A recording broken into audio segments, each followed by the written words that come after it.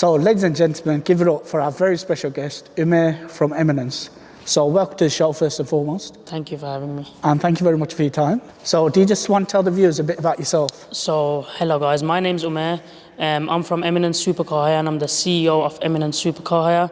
So, do you just want to tell us a bit about Eminence? Yeah, so my brothers started this back in 2012.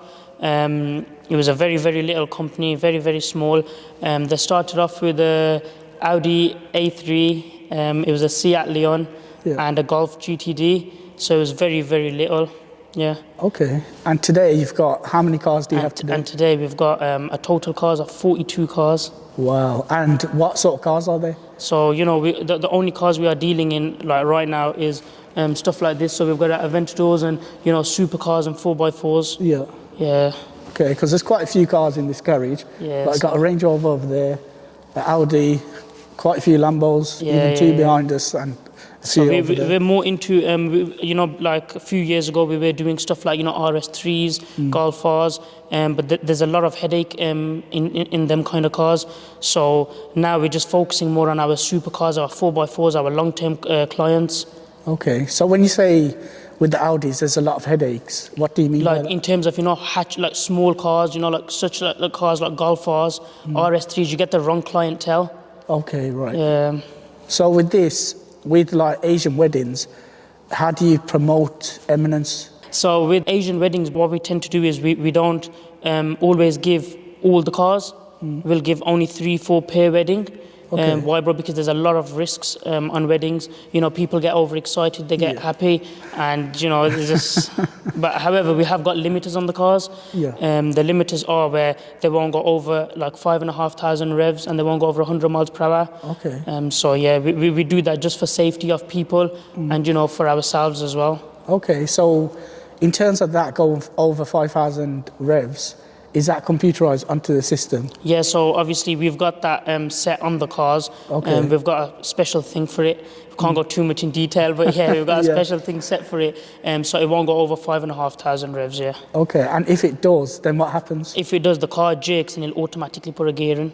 Okay, right, because at Asian weddings, I mean, you've seen it, we've all seen it. People tend to show off and start speeding with the rented cars. That's what happens. People start showing off, and what happens is they'll sit with someone where, go on, give it again, do it again, and what tends to happen is, obviously you lose control of it. Yeah. And it goes the other way then, doesn't it? Yeah, 100%. So you're very young. Just before the cameras went on, you told me your age. I don't want to reveal it to the clients, to the audience, sorry. So you're doing really well. MashaAllah. Yeah, alhamdulillah. Because you're really young. What are the plans for yourself going forward with Eminence? So what my plans are is, I'd say a couple of years ago, well, not a couple, but about a year and a half ago, 2 years ago, I had quit my school studies. I was really pushed with my family, with my brothers. They had really pushed me into my school studies. They were helping me. They were, you know, giving me all the support I needed for me to push myself. And then it had come to a stage of where I'd go to college or sixth form. But how I looked at it in the bigger picture was, if I go to sixth form or college, in the end I'm going to go back to university. Once I do my university, I do my courses, A-levels, if I do them or whatever I do, in the end, my goal was to come back here. What I wanted to do was Eminence. So what it is my hobbies are cars. So how I thought of it is, if I carry on with my studies, in the end my hobbies would always be cars. So I'd rather just leave what I'm doing now, get into my hobby, because obviously at the end of the day it is a family business. And you know, not in a bad way, but why am I going to go and join a different kind of company to boost them up when I can boost myself, when I can boost my own company up, when obviously I can take it to a further level than what it's already at. 100%. And that's my goal, man. I just want to, you know, take it to another level. Okay, fantastic. So all Umair's and Eminence social media links, like the Instagram, will be put in the description box below. So if you are interested in hiring a car, please do drop Umair a message on Instagram or TikTok as well, if you want, and someone will get back to you. So in terms of your brothers, they first opened the business back in 2012, you said. Yeah. How did they fund the business, get the funding to open the business? They had like their own personal savings. And you know, like I've already told you, we started off with an Audi A3, we started off with a Golf GTD, and we started off with a Seat Leon. So it was my three brothers that had started it off. They all had bought a car each, and you know, slowly, alhamdulillah, they had built it up to where it is at now, And moving on to your social medias, platforms. So how have you grown your social media platforms? Over the years, we've been posting a lot of content, and we've been buying different cars, different clients have been seeing them, and obviously you know how social media works. Just by putting a post up, one person can like it, one person will share it, one person will comment on it, and slowly over the years it's just been continuously happening, and that's how it's been built. But we do everything ourselves, yeah. Okay, so you manage the whole social media platforms so we yourself? manage them all ourselves. Okay, and in terms of going forward, when you have a YouTube channel and start documenting your whole journey around Eminence? Yeah. Okay, so viewers, you can look forward to the YouTube channel that Umair is going to create for Eminence and watch his journey, because at the moment you got about 40 odd cars. We've got 42 cars, on fleet, yeah. And then those cars varies, there's various different models and makes of those cars, so you can see all of them once Umair gets his YouTube channel. Yeah, inshallah. Inshallah. So moving on to Hamza, the professional boxer Hamza, posted by Ahmed, who I did do a podcast with. Eminence sponsors Hamza. How did that sponsorship come about? How this started off was, about 3.5 years ago, I was boxing. Okay. Yeah, so I used to box, and I used to go to the gym. I used to be in Fearless, the gym he started from amateurs, and he's still there now. So I was in that gym with him, and I didn't really know him, but I used to look up to him, and I used to think, I wish to be like him, because I remember he used to be on the pads and he used to spawn. I only just started then, so it was very, very tough, getting them rounds in, doing all that, and then trying to be like him. So over the time I kept training there, and we become friends, gym friends, and from gym friends he had started taking a lot of time out for me. So he was doing one-to-ones with me and supporting me. He was on the tracks, we were running together. He used to push me every single day. He was pushing me. He was telling me what to eat, what not to eat, and he was just literally training me all throughout. So obviously now that he's turned over, and everyone needs sport at the end of the day, and he's got a lot of sport, which we all know, but obviously I want to help him. I want to help him achieve what he wants, and I will help him to get to where he wants. Does that make sense? Yeah, 100%. So I'm there for him all throughout. Like they say, there's a saying, what you wish for yourself, wish for your brother, and I really do want him to be up there, so I am going to support him till the most I can, and I will go all the way. 100%. Do you still box yourself? No, I stopped. So work had got the better of me, So I was boxing. I had a few fights. I got cut here. I had an elbow hit me in my eye. And my eye had split open. But yeah, man, work got the better of me. Yeah, okay. So going to your work ethic, so how many hours do you work typically a day? I don't even know what to tell you. There'll be some days I'll come in, it's like now we're doing a podcast, I might just get a phone call, and I might, for instance, this car here, right here, I might just get a booking on it straight to London. Okay. The podcast might have to just get cancelled. Yeah. Hopefully it doesn't. So some days it's like, some days I'll be working 18 hours a day. Okay. Some days it'll be 12, some days I'll probably come in for a couple of hours and just go. But there's just never a certain time, on a job how you'd be doing like an 8 to 5 or a 8 to 6. This is like 7 days a week, 24 hours a day. 100%. So in terms of your brothers as well, do they come and help you with Eminence So as well? all the brothers do come and help, but obviously they've done what they had to do now. Yeah. They've reached their goals. Like alhamdulillah, I've got so many cars. They've done what they've had to do in this industry. Yeah. But now it's time for me to take it to another level. Yeah. But don't get me wrong, they still do come in and help. But it's all on me now. I get the clientele in. I get the cars all validated, everything, get them prepped, get them ready to go out to the next customer, and I do everything in here now myself. Okay, well, so you do the whole valeting yourself? No, in terms of I'll get like the valeters to come to the unit. All right. Okay. I'll get them to valet all my cars, and I get everything sorted, everything ready for the clients. Okay. So I'm just doing everything at the minute. So in terms of transporting the vehicles to the client, how do you do that? So what it is with these kind of supercars, you can't have too many miles on the cars. As you know, they will depreciate very fast. Okay. With a lot of miles on the cars. So what we do is we get the cars trailered. So I'd get them trailered from, for instance, if I had a booking in London, I'd get it trailered from here to London. Yeah. And then from there, the car will go out and I'll get it trailered back from London back to the HQ, Okay. So with businesses, there are lots of ups and downs when run your own company. So what is a down that you didn't expect when running Eminence? In a business, you have a lot of ups and downs. Yeah, which you've probably had a lot of ups and downs, trying to get this right and trying to get that right. You have a lot of hurdles. It's how you overcome them. So let me give you a little quick story time. Yeah. Back in 2017, we had bought our first Huracan Spider in green. Wow. We had given the car out, and what had happened was the car was with the customer. Is with the customer for 7 days, and what had happened was the car was just out of nowhere. The trackers were still showing that it's in London, but when we had got there to check the car was sitting in Thailand. So our car had got nicked, and how that had happened was the customer had the car, and day by day he just kept paying for the car, but after a few days we felt something was fishy. So we had gone to the tracker where the car was showing, and when we had got there was no car to be found. So it was a very hard time for my brothers, because they had invested so much time into Eminence, and the first ever supercar they had ever bought had got nicked, and it was sitting in Thailand. So it was a very, very big downfall. And so what at that time, what my brother had done was he had a lot of investments in different places, but he pulled all the investments out, and he put all his eggs in one basket, and the basket he chose was Eminence. And alhamdulillah, today Allah has blessed us with so much. So from that one Lamborghini, alhamdulillah, all praise to God, He has blessed us, and I've got around 20 Lamborghinis around me now. So how did you feel when you first learnt about the car being stolen and taken to Thailand? Look, it was a very, very big shock. It wasn't just like it's done, it's gone. 2 months have gone down the line and it's gone. It was a £220,000 asset.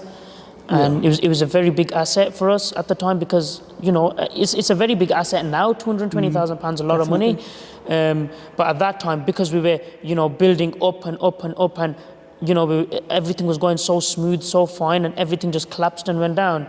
It was a very, very big hit. It was a very big shock. Sleepless nights, and it was all of that, man. Yeah, sorry to hear that the car got stolen. But alhamdulillah, you're in a better position now. In a way better position today, man. All praise to Allah. So where did you get your entrepreneurship spirit from? My brothers taught me how to be a courageous businessman. As a young kid, when we used to go to Lambo and we used to spec our Lamborghinis up, I used to watch him spec it up in this color and do this to it and do that to it and put carbon here and carbon there. And as a young kid, I've always dreamed to do that. So I can go into Lamborghini Leicester with him, and I can choose the colors, I can choose the spec, and I'm very, very hungry in what I do, and alhamdulillah, I do go to Lamborghini, I do go and spec our cars up now. So recently, at the time of filming this podcast, you recently brought a new Rolls Royce. Yeah. So tell us a bit about the new Rolls Royce that you got added to your collection. So it was a Friday, so on the Friday, I was just on Auto Trader, swiping down and just looking at cars, and I come across this beautiful Cullinan. It was black. It had little orange stitching and stuff on the inside, and it looked magnificent. And for the price that it was just a yes. So I had messaged. It was called European Prestige, the company. I'd spoken to them on the Friday. No, sorry, I'd spoken to them on the Saturday, done the deal with them on the Saturday, and on the Monday I had gone and picked the car up. MashaAllah, that is really good. Yeah, so it was beautiful, looks beautiful, and that is my 5th Cullinan, yeah. Okay. So we've already spoke about the amount of hours that you work. Yeah. So tell us about a typical day that you have to go through. How my typical day goes is, it's like now, like I said, we can be sitting here and I can probably get a job on that blue Performante or the red one or anything. I can let me give you an example. About 3 days ago, I was in London. I was giving cars out. I was giving cars out around 10 o'clock in the night. So I was giving my cars out. I got home so from there I had gone to Luton to drop a few of the brothers off. So a big shout out to them as well. Uncle Ali from Luton and Ali as well. Shout out to the Luton boys. They're like that's like my back. That is, they're like my boys. They're like my back, and they help me with everything. They support me as well, and they're my family as well. So yes, shout out to Chauffeur Driven. So I had dropped them brothers off. And when I had got back home, it was about 3 to 4 o'clock. So I catched up with a bit of paperwork that night. And I had fallen asleep around 6 in the morning. So it was quite a late one, and then I was back up at 10 o'clock. Yeah, so I was back up at 10 o'clock and I was back in Manchester. So with me, it's not like set time or a set date, or I've got a job coming on Friday and I got to I prepare for everything. But it's like I can be sitting here and, in the next hour I'll probably be somewhere else. That's just how car hire it is, yeah. Yeah, okay. So how do you go about building business connections in the field that you're in? What we do is, when we go to these car events and we're at car events, we meet different kind of people, and instantly you'll meet someone there that's, like for like you, which you can make a business with, you can make business connections with, and it's just a click. Yeah. And yeah, man, that's the way we do it. Okay, so has there been times where you've had so much business that you had to outsource some of your cars to a different company? All the time. So it's mayhem in summertime. Literally is back to back. Like now it's still a bit of a quiet season. When summertime hits, when the sun's out, people want cars, they want supercars, and it gets so busy for us that we have to outsource cars for our clients. For our VIP clients, we have to outsource cars. And if it comes to buying a new car just for one customer, you have to buy the new car for the customer. Yeah, okay. So what business advice would you give to someone who's watching this, who wants to go in the same field as you? So for someone who's watching this and wants to go into something like this, or any business in general, the best thing to do is, if you want to do something and you want to go far in something, put your full heart in. Don't go in half-hearted, because the goal you want to achieve, you won't be able to achieve it. So go in with your full heart, put all your heart into it, put everything into it, and inshallah you will achieve what you want. Inshallah. So some amazing advice. So just be consistent, put your full heart 100%. into what you're doing as well. Consistency is key. 100%. So I checked on your Instagram page, and you went to Dubai last year, not like I'm stalking you or anything like that, and you met Umair Khan, the boxer. So tell us a bit about that experience when you met Umair Khan. So Umair Khan is a good brother, is a good friend of ours, he's like family to me. Yeah. And I've known him for quite a bit of time. When I was doing boxing, I used to train with him. Me and Hamza used to go up. We both used to train there. He used to take us on pads, look after us. And obviously every time I go to Dubai, I'm with him all the time. Yeah. Okay. And lockdown happened a few years ago, COVID. Then we had the lockdown. So how did that affect your business? So with lockdown, look, it affected people like the field I'm in. Why? Because no one wanted cars. There was no business for car hire. So it did affect because all the money you made, everything, you're just spending it back on your own cars, just sitting there. So they were just sitting there, and but it was what it was, and alhamdulillah. Yeah. Okay. Everything happens for a reason, and Yeah, 100%. So with the cost of living crisis, with everything going up, how has that affected you as a business owner? So it's affected us because the profit margins obviously have started decreasing due to that. So what are the plans going forward for the next 3 years for Eminence? So what my plans are in the next 3 years, I want Eminence to be more out there. Inshallah, I'm going to build more of my clientele. Yeah. And I've got a lot of big things in the making. Okay. Inshallah, I've got more and more cars coming. I've got a lot of cars coming this year. My uncle owns a coach company. Okay. So yeah, he's on the coach side, and we're on the supercar side. So we're doing a lot of transportation between us. So I want to take this transportation to another level. You never know, you might see our Eminence in the sky. Yeah. So Inshallah. Okay. With Allah's plan and Allah's will. Yeah. You'll see us out there, inshallah. Inshallah. And that is it, ladies and gentlemen, for this podcast. I've been your host, Mr. EPC. Big shout out to Umair at Eminence for taking his time out to speak to me. So thank you again for your time. Thank you for having me as well on your podcast. Really enjoyed it. No problem. So if you did like this podcast, please do hit that subscribe button and hit that notification bell. And do look out for the next podcast. And thank you very much for watching.